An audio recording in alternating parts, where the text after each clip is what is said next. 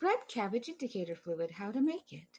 A simple tutorial on creating boiled red cabbage indicator for experiments at home. Step 1. Pull off 8 or so big leaves, shred with your fingers or cut. The kids can help with this step. Many tutorials recommend shredding finely, but big pieces like this work with the cooked method. Step 2. Boil it. Put in a pot with water and cook on medium-low until the leaves lose their color and you have a dark fluid left behind.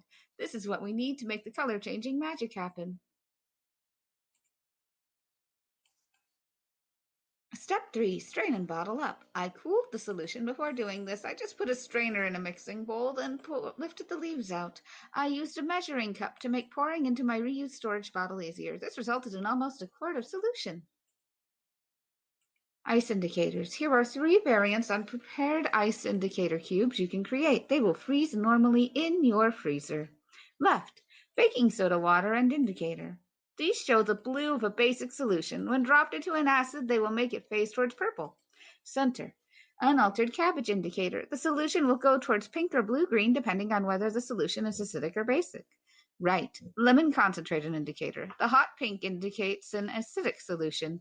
When dropped into a basic fluid, they will make it phase towards purple. Red cabbage indicator fluid, how to make it.